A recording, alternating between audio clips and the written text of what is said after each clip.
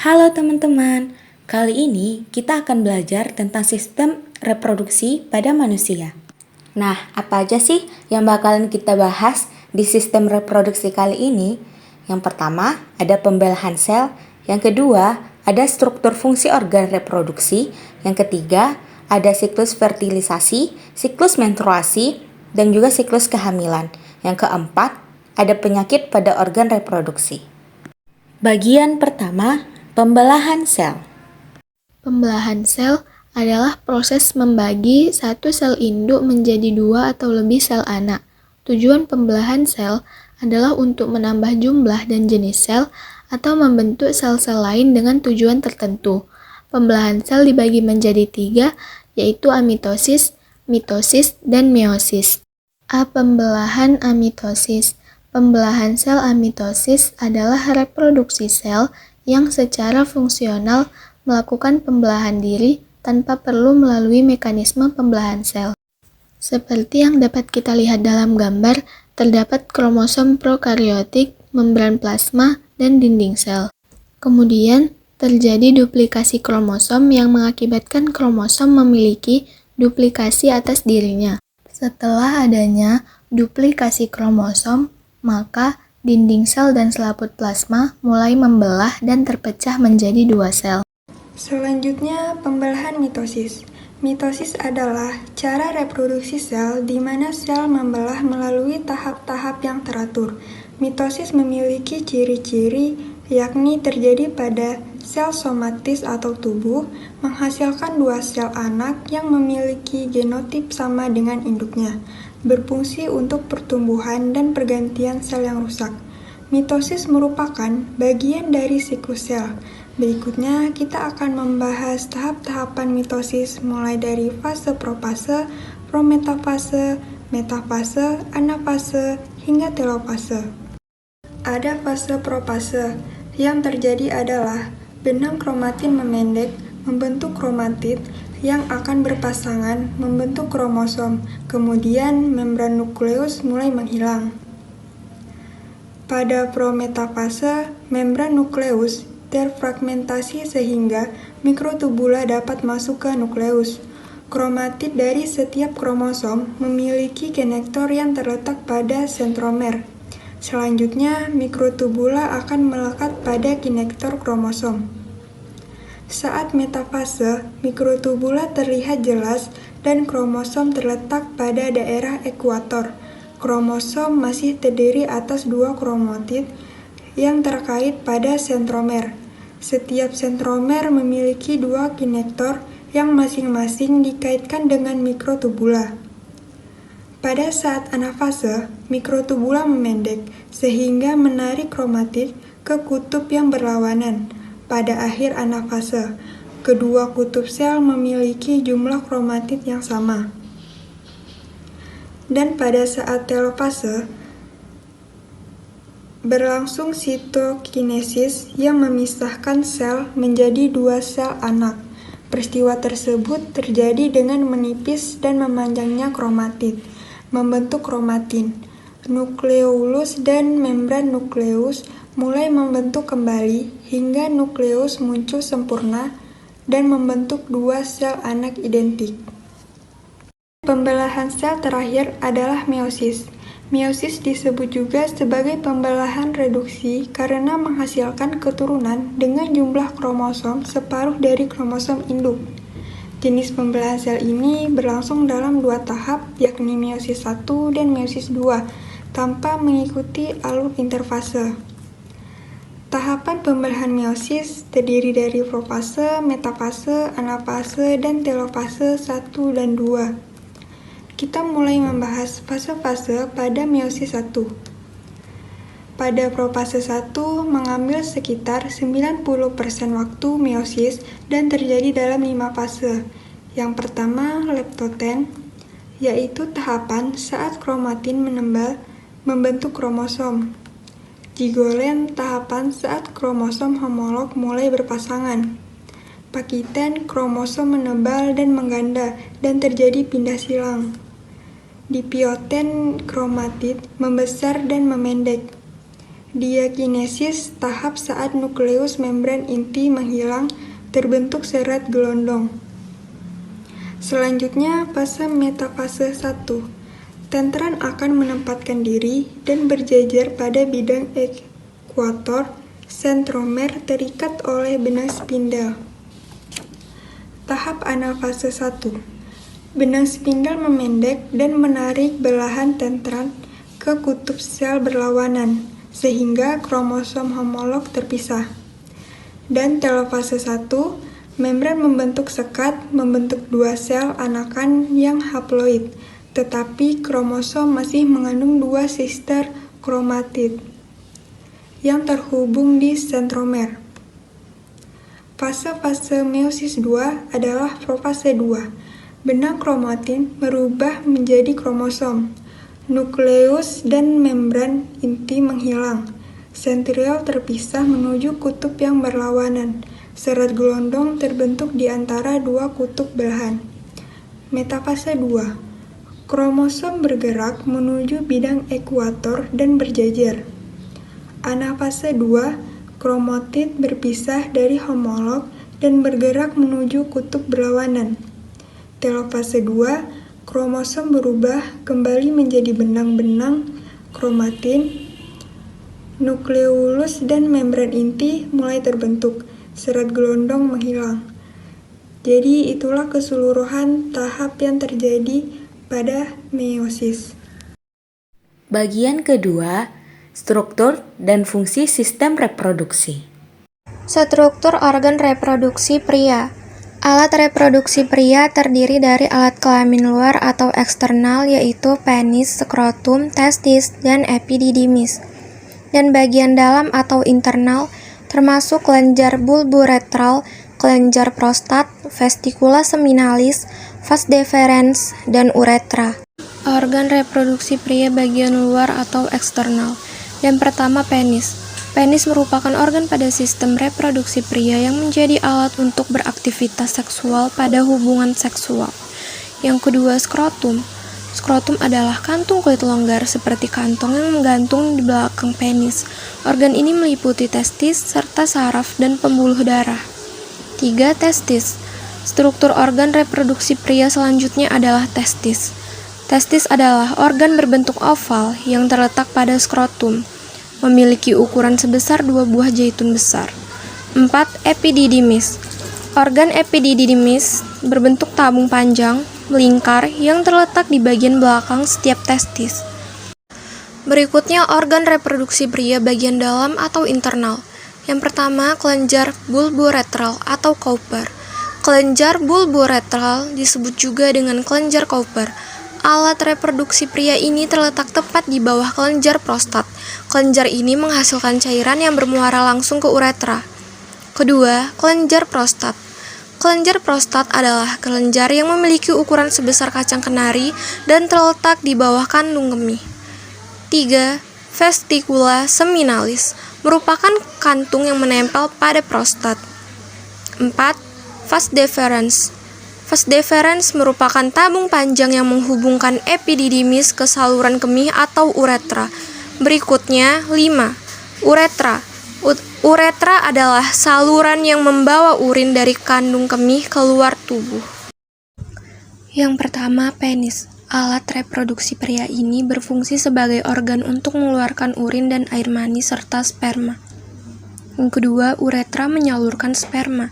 Ketiga, tulang kemaluan berfungsi sebagai pelindung organ reproduksi dari kemungkinan benturan dan berfungsi sebagai tempat organ reproduksi berkedudukan atau bergantung. Keempat, vas deferens menghubungkan epididymis dengan saluran ejakulatoris dan menyalurkan sperma.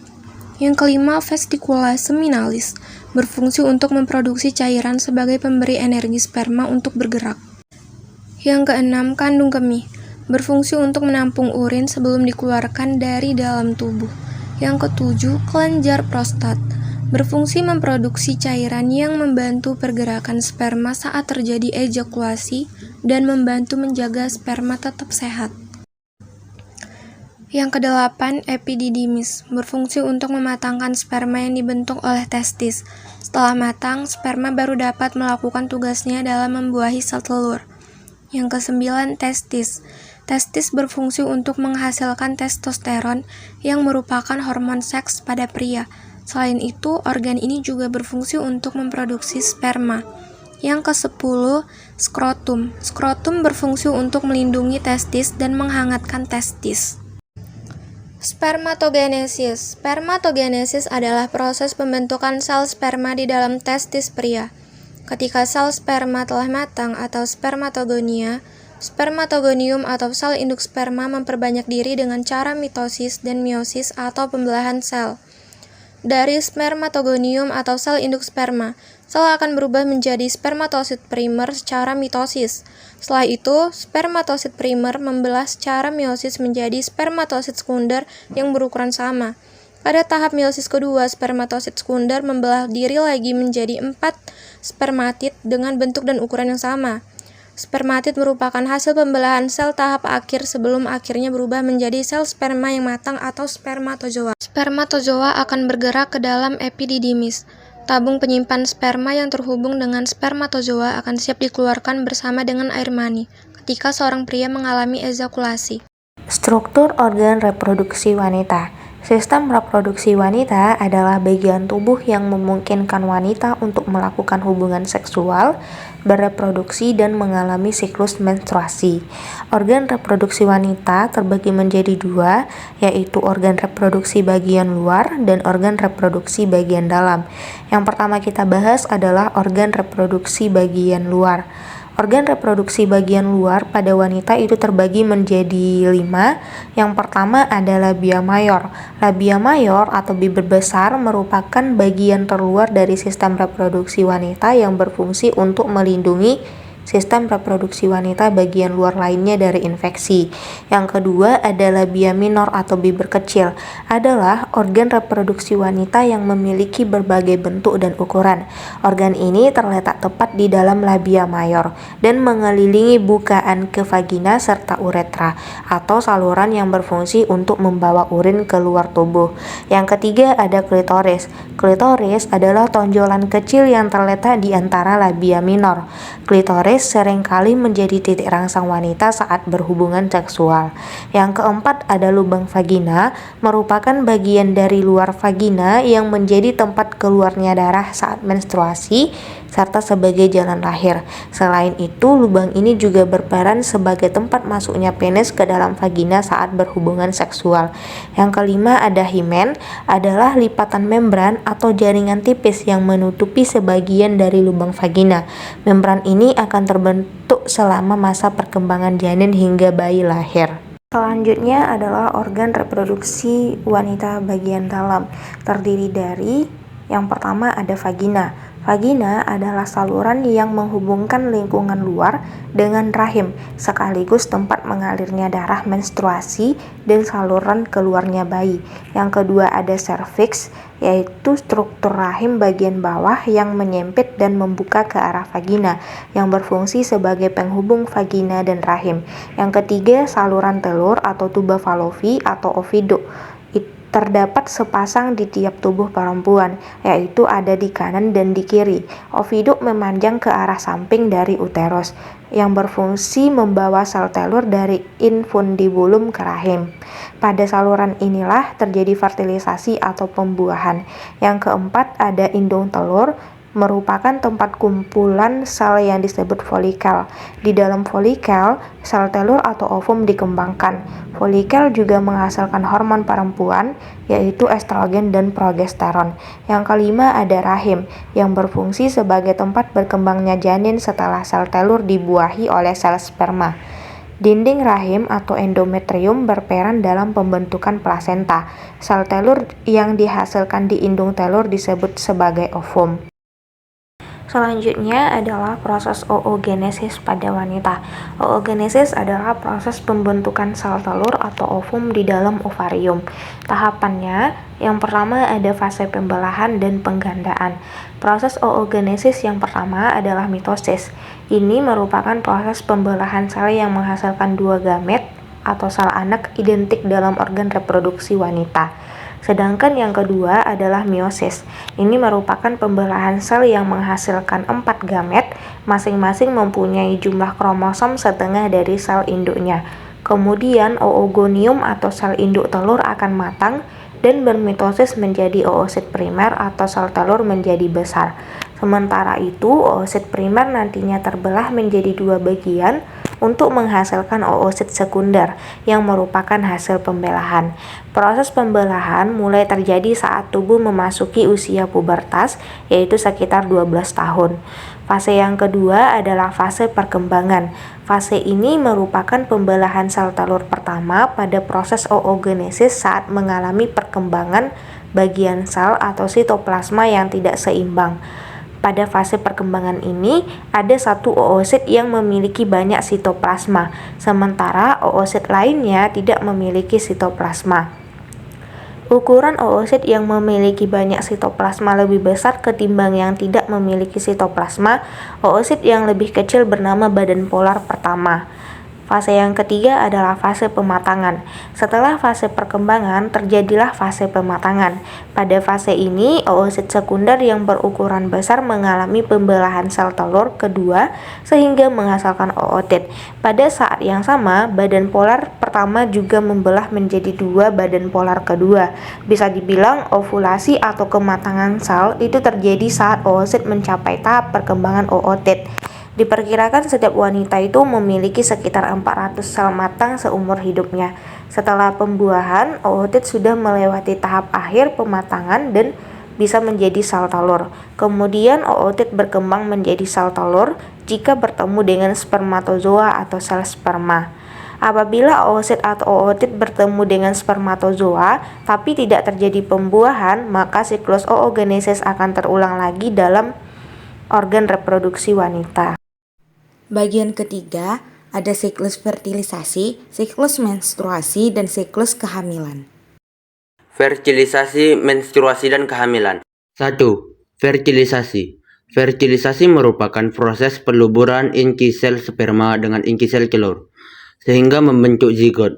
Proses fertilisasi ini terjadi di tuba Fallopi. Dapat kita lihat dari video simulasi ini, di mana inti sel telur yang telah matang akan dikeluarkan melalui ovarium, kemudian menuju tuba Fallopi, menunggu hingga datangnya sperma. 2. Menstruasi. Menstruasi adalah proses meluruhnya endometrium dan ovum apabila sel telur tidak dibuahi oleh sperma. Dari simulasi video ini, di mana meluruhnya endometrium melalui vagina.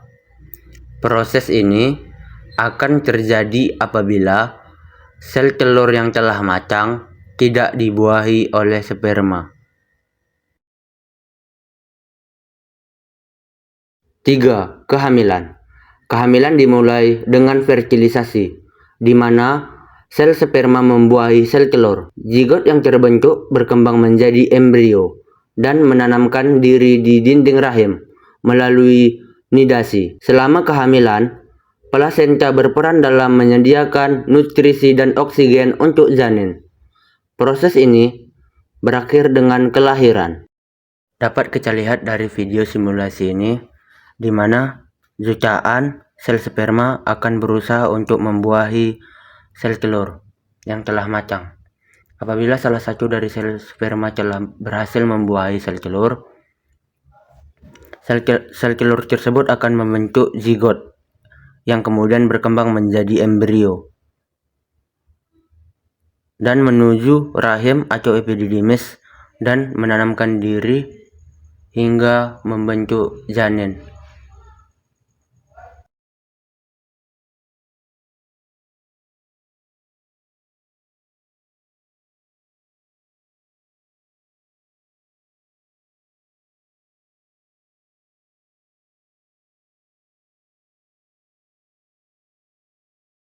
Selama 9 bulan sehingga terjadinya proses kelahiran.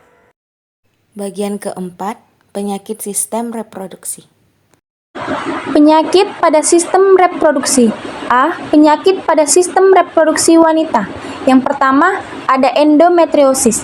Salah satu penyakit pada sistem reproduksi wanita yang sering kita dengar adalah endometriosis.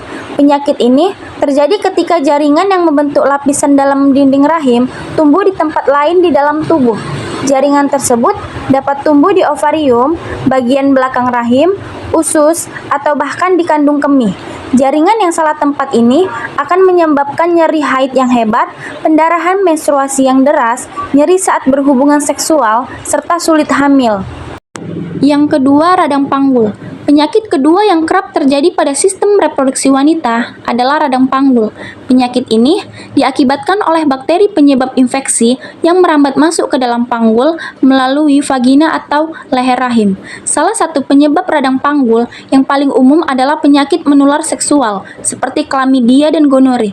Jika tidak diobati dengan baik, penyakit ini bisa menyebabkan nyeri panggul jangka panjang, tersumbatnya saluran telur, infertilitas, dan kehamilan ektopik. Yang ketiga, ada PCOS. PCOS atau sindrom ovarium polikistik adalah kondisi yang memengaruhi kadar hormon wanita. Wanita yang menderita penyakit ini akan menghasilkan hormon seks androgen dalam jumlah yang lebih banyak. Akibatnya, penderita akan mengalami sulit hamil serta menstruasi yang tidak teratur atau bahkan tidak menstruasi sama sekali. Yang keempat, ada miom. Miom atau fibroid rahim adalah tumor jinak yang tumbuh di rahim. Tumor pada miom terbentuk dari jaringan otot rahim. Penyakit pada sistem reproduksi wanita ini sering menyerang wanita di usia produktif. Gejalanya dapat berupa pendarahan dari vagina di luar masa haid, nyeri panggul, kram atau nyeri pada perut, nyeri punggung, serta merasa ingin pipis, serta nyeri saat berhubungan seksual. Yang kelima, kanker pada organ reproduksi wanita. Kanker pada organ reproduksi wanita dikenal dengan istilah kanker ginekologi. Beberapa jenis kanker ginekologi adalah kanker rahim, kanker mulut rahim, kanker ovarium, dan kanker vagina. B. Penyakit pada sistem reproduksi pria. Yang pertama, ada epididymitis. Penyakit ini terjadi akibat adanya peradangan pada epididymis, yakni saluran di dalam skrotum yang menempel pada testis. Saluran ini berperan untuk mengangkat serta menyimpan sperma yang diproduksi oleh testis. Epididymitis dapat menyebabkan buah zakar bengkak dan nyeri, air mani mengandung darah, nyeri saat buang air kecil dan ejakulasi, serta gangguan kesuburan. Yang kedua, ada orsitis. Penyakit ini merupakan salah satu penyakit pada sistem reproduksi pria yang cukup sering terjadi. Orsitis adalah peradangan pada testis yang biasanya disebabkan oleh infeksi bakteri atau virus. Orsitis bisa menyerang salah satu testis maupun keduanya sekaligus. Sama seperti epididymitis, orsitis juga bisa menyebabkan buah zakar bengkak dan nyeri bila tidak ditangani. Penyakit ini bisa menyebabkan kemandulan dan penurunan reproduksi hormon testosteron. Yang ketiga, ada gangguan prostat. Prostat adalah kelenjar pada sistem reproduksi pria yang membungkus saluran kemih atau uretra. Kelenjar ini memproduksi cairan mani yang berfungsi untuk menyuburkan dan melindungi sperma. Gangguan pada prostat dapat berupa peradangan prostat atau prostatitis, pembesaran prostat atau BPH, atau kanker prostat. Yang keempat, ada hipogonadisme. Hipogonadisme pada pria terjadi ketika tubuh tidak menghasilkan hormon testosteron yang cukup. Pada pria dewasa, kondisi ini dapat menyebabkan penurunan libido, gangguan produksi sperma, dan fungsi organ-organ reproduksi, serta infertilitas. Yang kelima, ada masalah pada penis. Masalah pada penis tak jarang dikeluarkan oleh para pria. Beberapa penyakit yang bisa menyerang organ reproduksi pria ini adalah disfungsi ereksi, kelainan bentuk penis seperti hipospadia atau penis bengkak atau penyakit Peyronie, dan kanker penis. Selain beragam penyakit pada sistem reproduksi yang telah disebutkan di atas, pria dan wanita juga bisa terkena penyakit menular seksual seperti herpes genital, HIV, sifilis, dan gonorea. Penyakit ini ditularkan dari satu orang ke orang lain melalui hubungan seksual. Penyakit pada sistem reproduksi, baik pada pria maupun wanita, bisa menyebabkan kemandulan. Oleh karena itu, Anda dianjurkan untuk selalu menjaga kesehatan organ reproduksi dengan menjalani perilaku seks yang aman dan melakukan pemeriksaan kesehatan rutin ke dokter untuk mendeteksi penyakit-penyakit tertentu.